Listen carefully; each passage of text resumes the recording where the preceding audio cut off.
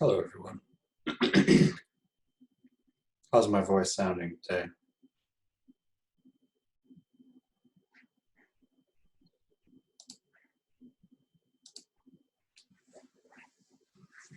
Yeah? Okay.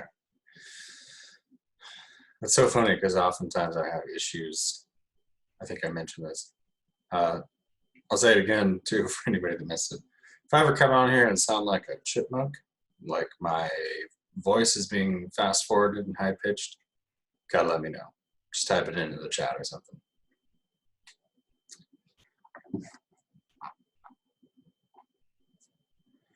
Cool. Thanks, y'all, for turning in homework. I went ahead and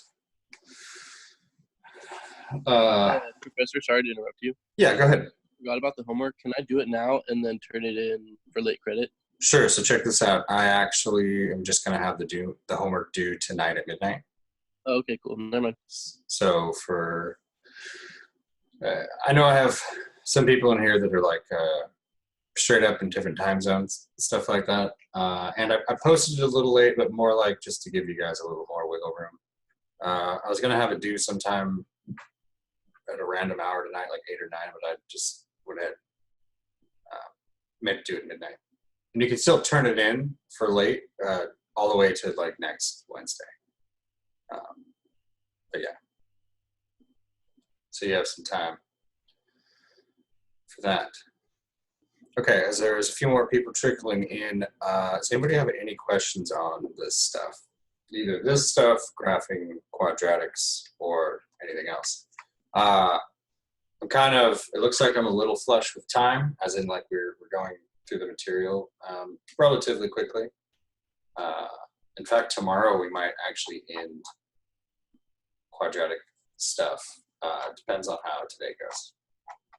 I'm gonna do at least one more example of graphing a quadratic, especially for people that didn't make it. Oh, I'm working on just about done with the uploading recordings, and then I will post an announcement that sends you guys to the link to those.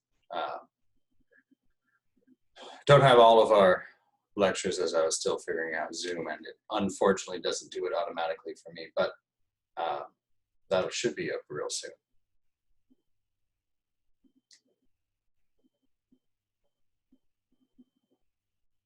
All right. Well, if there are any questions, then let us resume with some quadratic graphing. Okay. Don't worry, I'll go step by step again for anyone that either didn't get it or wasn't here or whatever. Well, don't necessarily write them all down, but I will definitely go over each part. So let's see, which one I want to do though. Oh, it's kind of weird. Let's do this.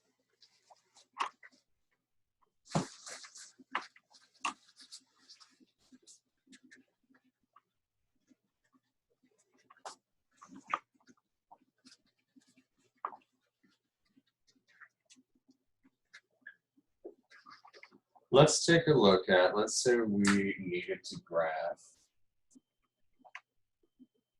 y equals 3x squared minus 12x plus 10. Let's say we wanted to graph this mamma jamma. Now, first thing I'm gonna want to do is find the vertex.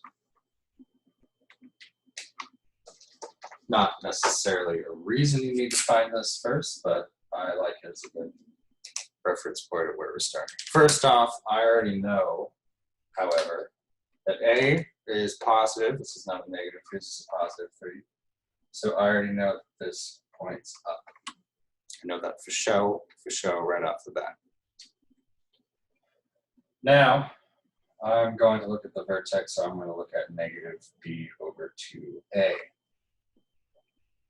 Now, in this case, negative, our b is already negative, it's a negative 12.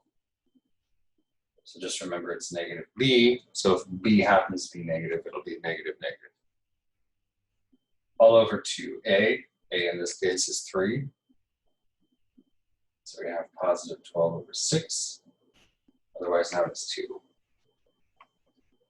So far, we have the x-coordinate of our vertex. And now we need to figure out what the y-coordinate is. But the y is going to be taking this 2, taking this x, plugging it in. 2 times 2 squared minus 12 times 2 plus 10, which gives us 3 times 4 minus 24 plus 10. This is 12. 12 plus 10 is 22 minus 24, which gives us a negative 2. So we just plug in the x part of our vertex into our function to get out the y, and our y was negative 2, so here's our vertex right there. Question? Okay. All right, so this is just scratch work to find our y value. No, leave it up. Okay. Okay. Well, that's not too hard. Oops.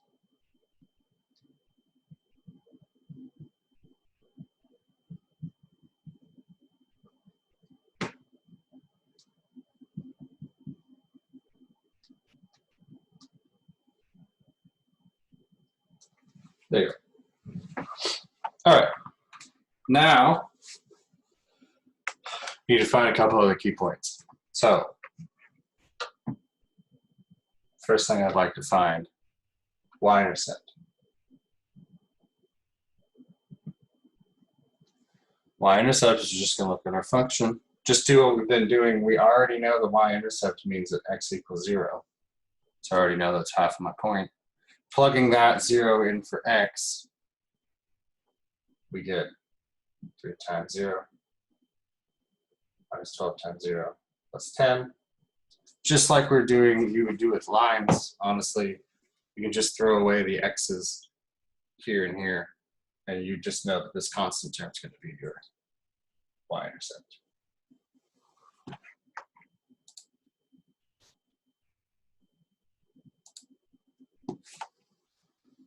Okay, that one's What does that say under y-intercept? 3 times 0 minus 12 times 0 plus 10.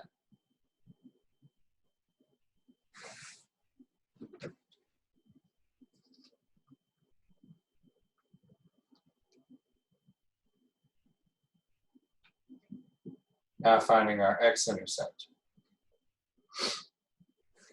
Our x-intercept, for the most part, we know is going to be 2.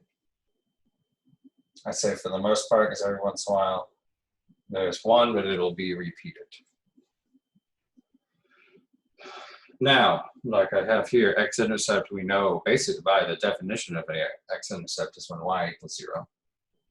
So we're going to set y equal to 0 and solve for x. And yes, you guessed it. As we discussed last time, finding the x-intercepts for a parabola to graph a quadratic is the game we've been playing all semester.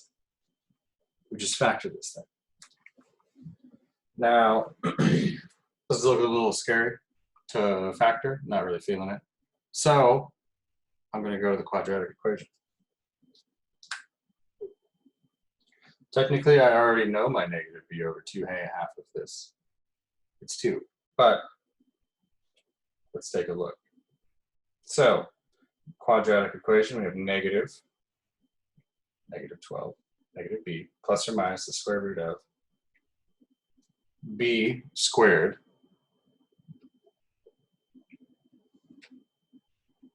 minus 4 times 3, a times c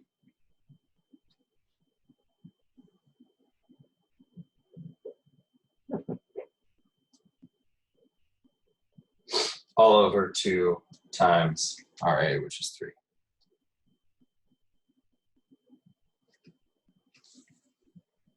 So that gives us a positive 12 over 6 plus and minus the square root of negative 12 squared is 144 minus 4 times 3, 12. 12 times 10, 120 minus 120. All over, once again, 2 times 3 is 6.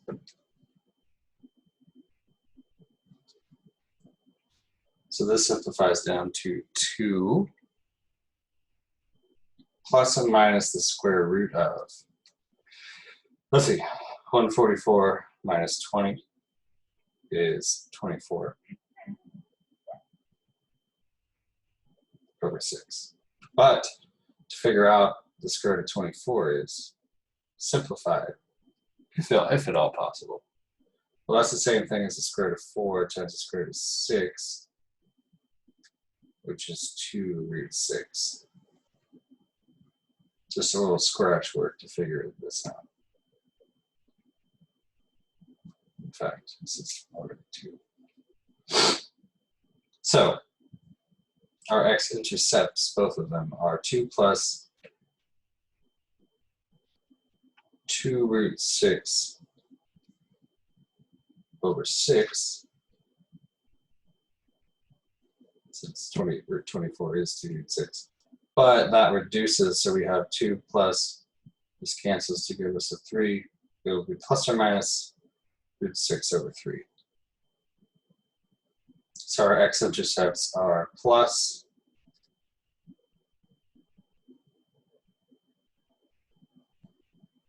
comma 0. And then 2 minus square root of 6 over 3 comma 0. Now, once again, I looked at this one because knowing where these go, you don't necessarily need to like whip out a calculator or anything. One of 2 things you can do. First thing you can do is you can kind of ballpark where the square root of 6 is. But I'll mention the other thing first. One thing you can do is just sort of estimate where you think it might go. Honestly, the biggest thing I need you to do when you're graphing these in general, which you'll probably do these mainly online from now on, but if you ever, when you submit something to me on paper for the exam, for homework, things like that, just label the points. Even if you're kind of like way off on where this should go on like the x-axis, just label your point. Just put 2 points on the x-intercepts. Make it look like a parabola. You know, make sure everything's symmetric. But just label the points. If you label the points, then it matters way less about where you put the x-intercept. One thing I'll be looking for is if you know what an x-intercept means, the fact that it goes along the x-axis. And number 2 is just to label the points. You don't really need to be like, oh, well, I don't know. But if you'd like to ballpark this, maybe without using a calculator, just realize that square root of 6 is in between the square root of 4 and the square root of 9, which might seem super arbitrary, but I know that then it becomes between, we know the square root of 4 is 2, the square root of 9 is 3, so it comes somewhere between 2 and 3. It's a little bit more than 2, a little bit less than 3. So this is going to be something like 2 plus 2/3, 2 minus 2/3, roughly. So just a good idea of like where it would go on the x-axis. Not looking for precision, just looking for points. All right, so a lot of stuff on the board, but we have vertex, y-intercept, x-intercept, x-intercept. We know it opens up Also helpful. We could go ahead and find an extra point if we wanted to. But all of these are different. So we have 4 points, and with 4 points, we should be able to graph a parabola just fine. Oh, okay. Now I need my words. Oh. Okay. So now let's do it. Gotta erase this scratch work.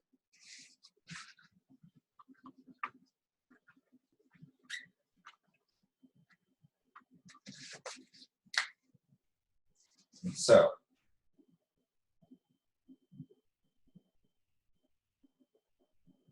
as you can already tell from the way I draw things, not looking for exact precision here. So, our vertex is at 2, -2, so it's going to start right here. It's going to open up this way.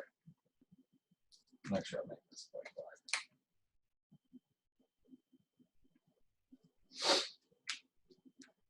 Y-intercept is where we hit the y-axis, which is right here. Oh yeah, I'm going to label this guy. 2 and -2. I already know this is facing up, so writing this here is great. Now, this point, y-intercept 0,10. Oh yeah, let me write this. And once again, now for our x-intercepts. So 2 plus 2/3, almost 3, but not quite. So here's 1, 2, and 3. So it's not quite 3. So I'm going to put it right around here. And I'm going to label that noise. This is our 2 plus √6/3, comma 0. I know that might be a pain to write that again, but a little bit easier than trying to figure out where it goes. 2 minus 2/3. If it was 2 minus 1, it would be 1, but it's not quite there, so we're going to go right about here, right before +1. So 2 minus √6/3, comma 0. Now we have it. Vertex, y-intercept, x-intercepts. All we got to do now is connect the dots. Make it at least a little curved. Parabolic. Wow. Well, you see what I mean. You don't need to be dead on here. That's the general gist. This should be a little more curved. This looks like a straight line. There we go. Something like that.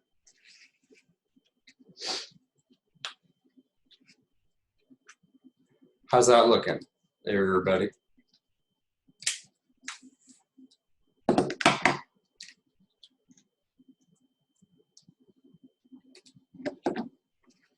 Looking all right. So this is the gist. I'm going to throw up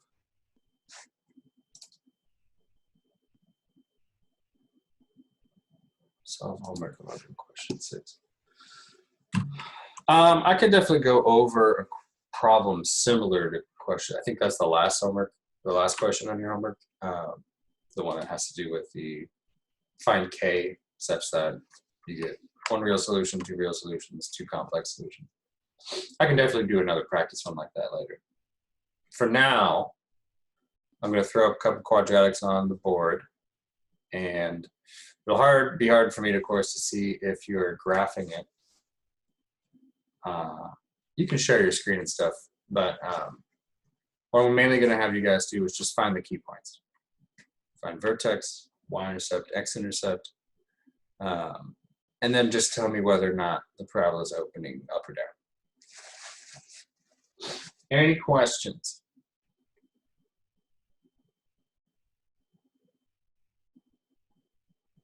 Won't lie, this isn't a super focus in this class, graphing stuff, but the knowledge here is crazy helpful, especially for later on, but also just understanding, remembering what an y-intercept is and an x-intercept is. You will need to remember that for the exam because you will have to do line stuff. And we haven't done lines in a while, so remembering what these are is helpful. Vertex is nice. It should already be on your brain if you have the quadratic formula in your mind. Not too crazy. Okay, so I'm gonna write up a few on here. I'm gonna give you time to write them down, and then I'm gonna like just put a list of what I want you to find. Okay, so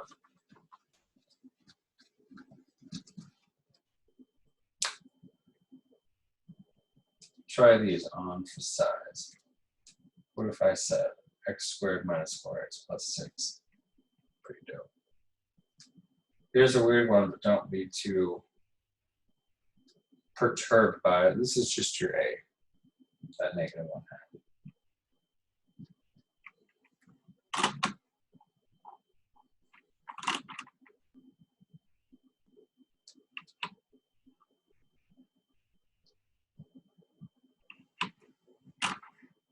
Nope.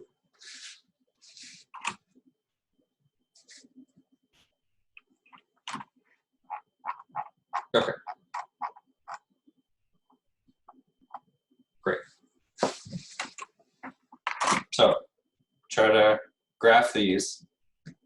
Slash, the main thing I'll be checking for is like key points. But graph them if you can.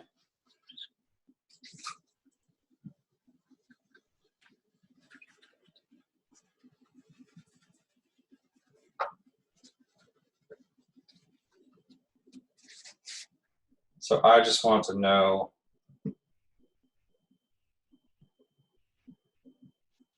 opens up or down.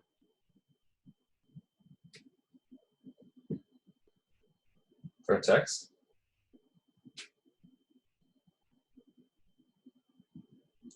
Remember, besides this question, all of these are going to be points, as in an x and a y. So don't just give me one value. That counts for now and for future reference.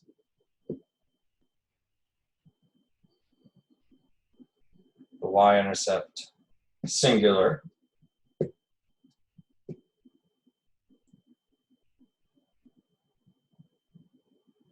And the x-intercepts.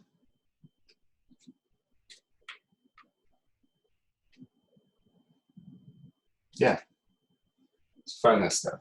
So write these down real fast because we're going to head out into breakout rooms for just a sec. And then here all I'm looking for you to answer for each of these. Honestly, if you have the quadratic equation and you know that right off the bat, you already have two of these. Basically, you have your vertex and your x-intercepts. Of course, opening up or down is just looking at the number attached to the squared term, x squared term, and telling me whether it's positive or negative. Positive, negative. I only put it up here, that might seem really easy, but I only put it up here because it's crazy helpful to remember which way you're headed, because your points might look weird, might be off on accident, maybe you miss something along the way, and knowing if it opens up or down can give you a nice gauge of which point might be wrong. Maybe one of your x-intercepts is off, maybe your y-intercept is off. Maybe your vertex is weird. Okay. Now everybody got these written down.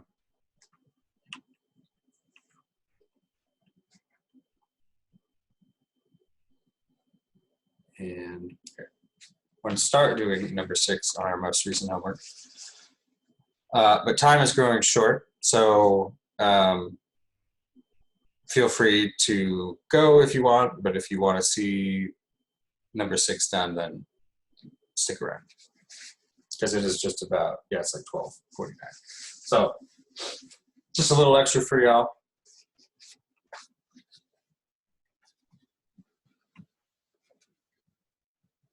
The main point, if you get complex x-intercepts, it means it doesn't hit the x-axis and means you should graph one extra point that's not the vertex and not the y-intercept.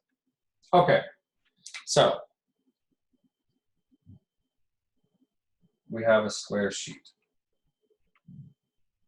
But each corner we're going to take out a little 2 by 2 square.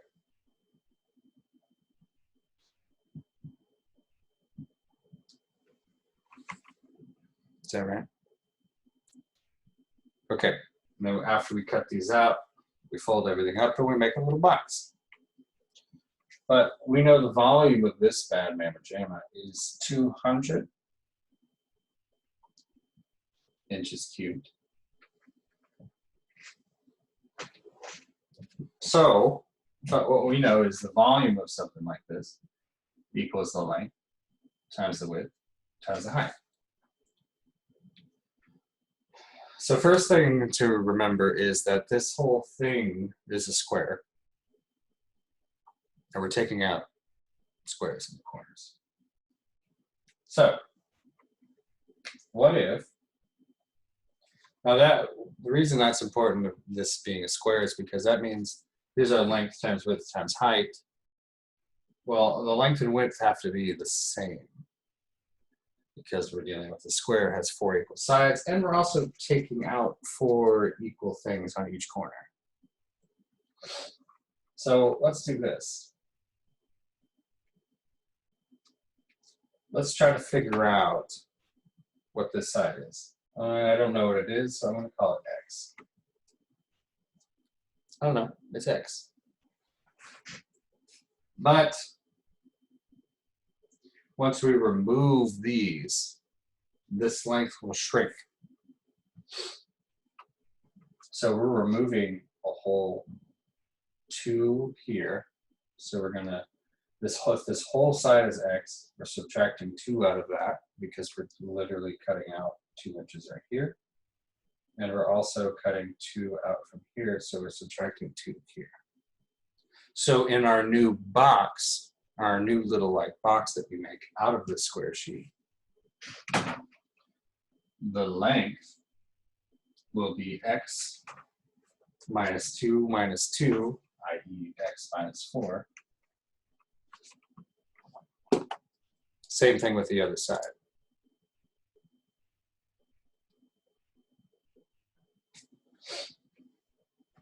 So the width will also be X minus 4. Now the height is a little bit trickier. In general, I like to give the advice of general word problem stuff. The height is a little weird because we have our X here is like the length of the side, but how do we get any height? Thank you, Sam. So what I would do if you're not really sure is there's a number we haven't used yet, and that's 2. Now, I know that's really kind of weird because sometimes I try to play word problems against itself, and they give me all this information, and if I haven't used all the information by the end of it, I feel a little weird. But if you actually took a piece of paper yourself, a square sheet of paper, and you cut out the edges, and then you folded what was left over up, you'll notice that the height of that thing you're making is 2. So imagine right here is like our folding line, this dotted line right here. So if we fold this sheet up like this, so from flat to up, the length of this part is our height, which is 2. And same thing, we can fold it. Yeah, the picture looks like this. You can fold it like this. So these dotted lines are to show you where it's folded up. And so now this that's laying flat right now, once it's folded up, becomes the height of this thing. So our height is 2. So our length and our width, which are the same, times the height. Now this is our volume equation, and we already know our volume equals 200. So solving for X, divide both sides by 2. Make our life a little bit easier. So we get 100 equals X minus 4 times X minus 4. Meaning we have 100 equals X squared minus 8x plus 16. Quick math. Now, we only really know to solve quadratics when we're all equal to 0. So if we subtract 100 over, we get 0 equals x squared minus 8x. And then we have a 16 minus 100, which is negative 84.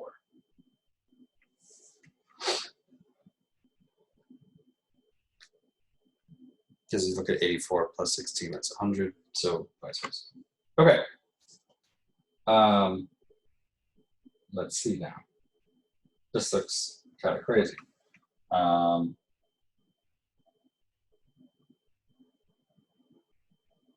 couple things we could do here. This is the problem where we're dealing with, oh no, we do have the quadratic formula too.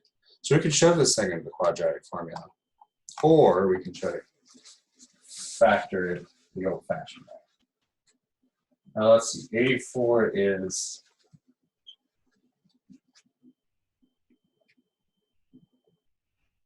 let's see, we could put 4 into that and that would give us 21.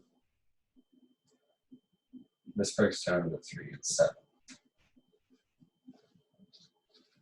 So I am sort of looking for a combination of multiplying these things and adding these together to give us 84, 23, 12, 24, 12, and 7. So let's figure it out.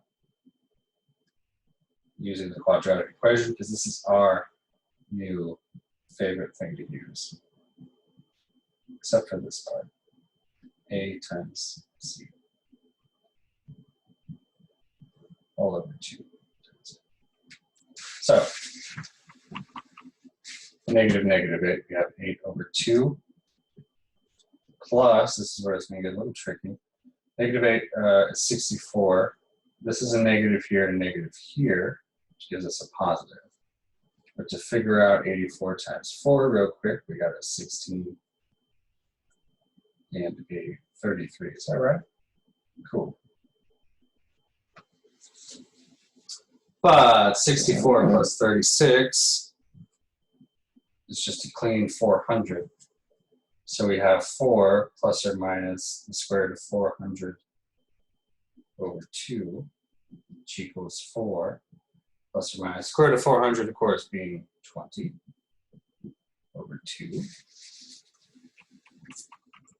i.e. 4 plus and minus 10, which gives us both that x equals 14, and then also that x could equal negative 6. Now, x was the length of the side of this thing, so it can't be this guy. So if we're looking for the full dimensions of the box, length times width times height, it's going to be length equals 4, width equals 14, and height equals, oh, actually, hold up, sorry, that's actually not right, 2. Now, the question was, what were the dimensions of the original sheet? Which is 14 and 14, okay. Because we have this whole thing right here, this was our x side, and we had cut out 4. So this whole side was x, and this little side here was x minus 4. All right.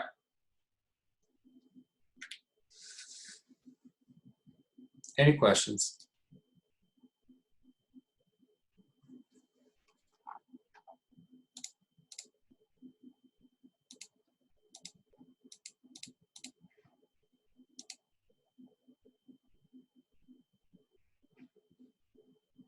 All right. Like I said, I'll try to get these should be posted soon, the rest of these lectures. Goodbye, everyone.